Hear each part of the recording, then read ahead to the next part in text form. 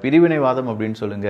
அதுல சனாதானவாதம் அப்படின்னா ஓகே, தீவிர ஹிந்துக்கள் இல்லாட்டி இல்ல தீவிர இந்துத்துவா இல்ல அதீத ஹிந்துத்துவா அப்படின்னு சொல்லுங்க. அதெல்லாம் எங்களுக்கு பிரச்சனையே கிடையாது. ஏன்னா அப்படிப்பட்ட நபர்கள் நாங்க கிடையாது.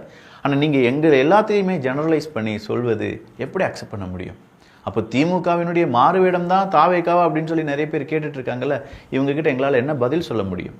என்னடா தம்பி தாவேகா பற்றி பேசினியடா, இப்படி சனாதன தர்மத்தை பற்றி பேசியிருக்காங்களடா, பேச மாட்டியாடான்னு கேட்டால் நான் என்ன சொல்ல, பதில் என்ன சொல்ல, நான் என்னங்க பதில் சொல்ல? அந்த பதிலை தாவேகாக்காரங்க யாராவது சொல்லுங்க பார்ப்போம்.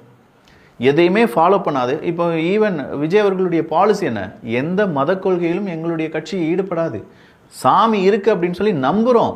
அதுதான் அவங்க சொல்கிறாங்க. பெரியார் அப்படின்னு சொல்லக்கூடிய அவருடைய கொள்கை, அந்த கொள்கை தலைவர்களில் அவர் பெரியாரில் கடவுள் மறுப்பு அப்படிங்கிறதுல மட்டும் நாங்கள் உடன்படவில்லை அப்படின்னு சொல்கிறாங்க. அப்படி இருக்கும் பட்சத்தில் ஏற்றத்தாழ்வு இருந்தால் வா தலைவா, நானும் சேர்ந்து போராடுறேன்.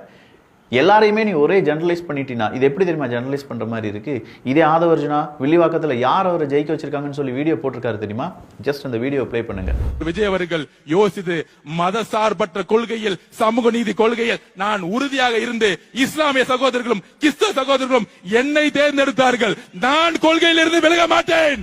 எனக்காக கிறிஸ்தவர்களும் இஸ்லாமியர்களும் ஓட்டு போட்டு என்னை ஜெயிக்க வச்சிருக்காங்க அப்படின்னு சொன்னார். அப்போ உங்களுக்கு ஹிந்துக்கள் ஓட்டு போடவே இல்லை. அப்போ உங்கள் மனசில் ஏதோ ஒரு ஓரத்தில் ஏதோ ஒரு எண்ணத்தில் ஹிந்துக்களுக்கான ஒரு அதிருப்தி, எதிர்ப்பு, வன்மம், வஞ்சகம் இருக்குதா அப்படிங்கிறதான் கேள்வி. இதை கிளாரிஃபை பண்ணலைன்னா கண்டிப்பாக ஒரு பக்கம் ஒரு எதிர்ப்பு வரும். அண்டா அவர்கள் சொன்ன மாதிரி அந்த எதிர்ப்பை பிஜேபி பயன்படுத்துறதுக்கான வாய்ப்புகளும் இருக்குது. ஏன்னா பிஜேபி என்ன ரொம்ப சின்ன கட்சின்னு நினச்சிட்டு இருக்கீங்களா? அவங்களும் அதை பயன்படுத்துவாங்க. அவங்களுடைய அந்த வெறுப்பு அரசியல் அப்படிங்கிறது அவங்களும் ஈஸியாக பயன்படுத்திடலாம். ஏன்னா நீங்கள் எல்லாரும் சேர்ந்து ஒருத்தனை அடிச்சுக்கிட்டே இருக்கீங்க, அவன் அடி வாங்கிக்கிட்டே இருக்கான், அவனுக்குன்னு ஆதரவு குரல் கொடுப்பதற்கு யாருமே இல்லை அப்படிங்கிற சிச்சுவேஷன் வரும்போது அவன் பிஜேபியை ஆதரிப்பதில் என்ன தவறு இருக்குன்னு அவன் கேட்பான்.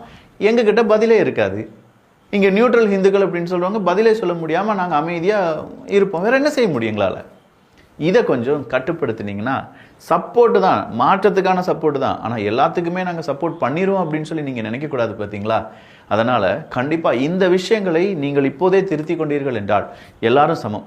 ஏற்றத்தாழ்வு இருந்தால் அதை ஏற்றத்தாழ்வுன்னு சொல்லு, பிரிவினைவாதம் அப்படின்னு சொல்லி அது இந்து மதம் அப்படின்னு சொல்லாது. அந்த மதத்தை ஃபாலோ பண்ணக்கூடிய நிறைய பேருக்கு மதம் என்ன சொல்லுது அப்படிங்கிறது, பொதுவாக பைபிள் படிக்கிறவங்க கிறிஸ்தவர்கள், குரான் படிப்பவர்கள், இஸ்லாமியர்கள் அப்படிங்கிற போது இந்த ஹிந்துக்கள் இருக்காங்க பார்த்தீங்களா, எதையுமே படிக்க மாட்டோம்யா.